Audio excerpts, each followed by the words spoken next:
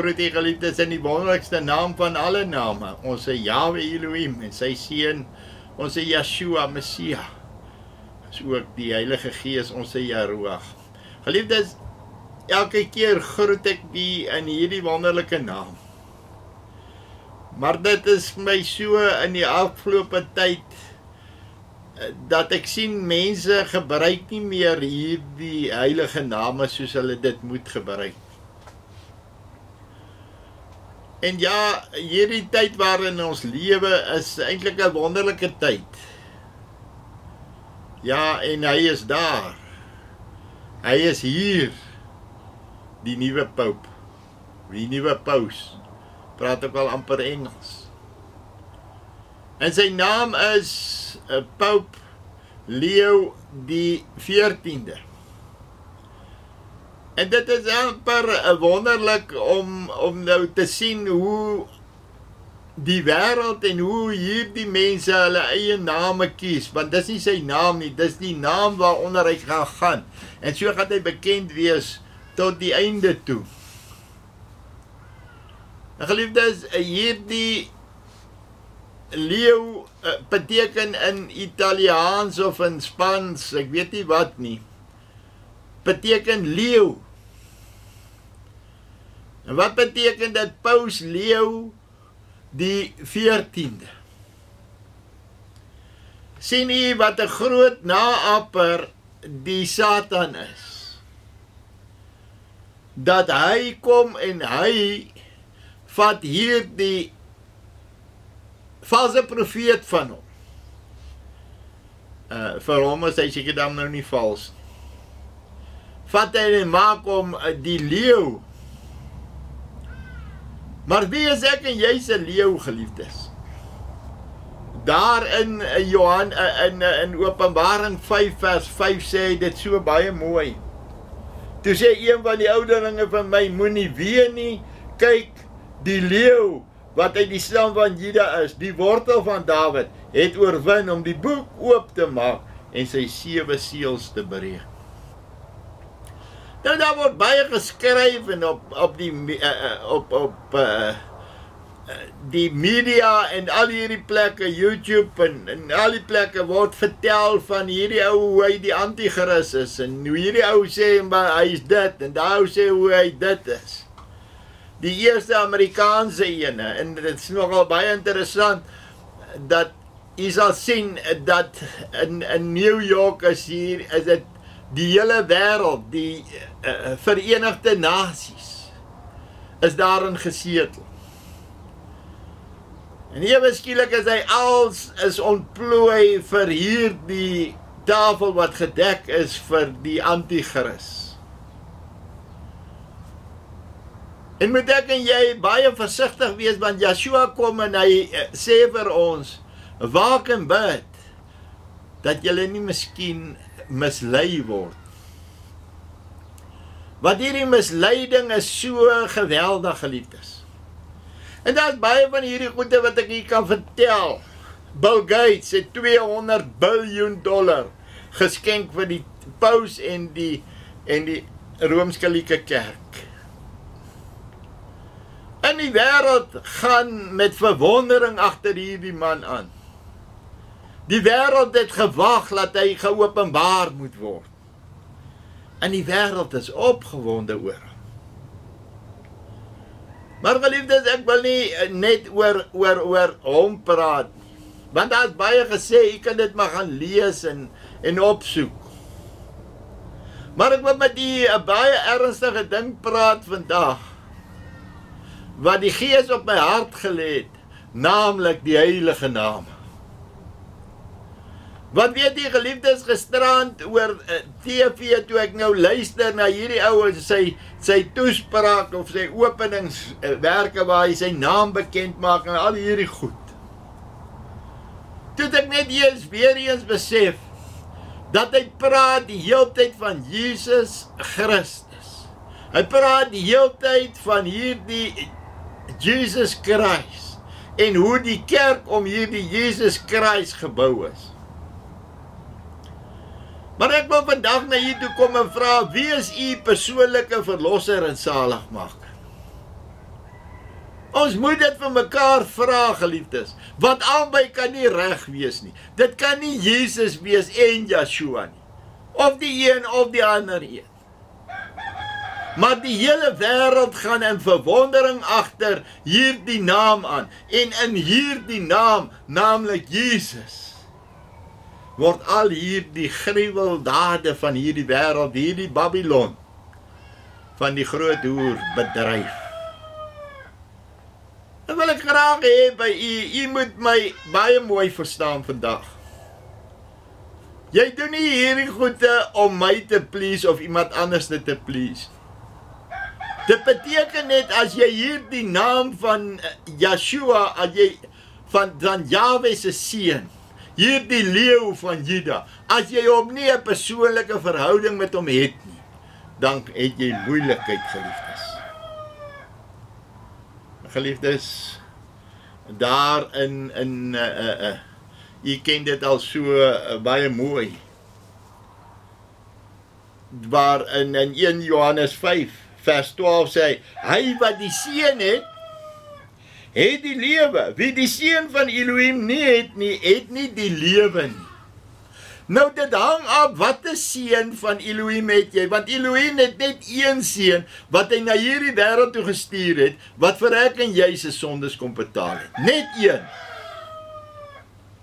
Hierdie seun van hom wat die wêreld oorwin het deur op te staan uit die dode uit. Hy wat die seun het die lewe. Wie die seun van Elohim nie het nie die lewe nie. En nou moet jy baie mooi luister, ek het dit al so baie kere vir jy geskryf, of gesê. Dit het ek geskrywe aan julle wat glo in die naam van die seun van Elohim. Het ek dit nie baie kere vir u ook gesê nie, geliefdes? Dat ek en jy moet oplet wat hy vir ek en jy hier kom sê. Hy sê, sodat julle kan weet dat julle die ewige lewe het, en kan glo in die naam van die seun van Elohim. Hy sê nie dat julle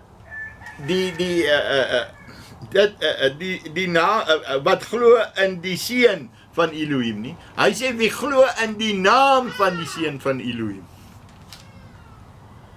Sodat julle kan weet dat julle die ewige lewe het, en kan glo in die naam van die seun van Elohim. So het hierdie wêreld gekom en hulle het vir hulle hierdie Jesus gereed gemaak, hier 300-400 jaar na Yeshua. En jy kan dit maar gaan kyk, geliefdes. Want daar in Handelinge sê dit baie mooi, sê Paulus dit, Petrus en Johannes dit. Want daar is net een naam wat in die wêreld gegee is, waardeur jy gered kan word, naamlik Yeshua Messia. Deur hierdie naam alleen kan jy gered word. En is dit nie wonderlike nuus nie?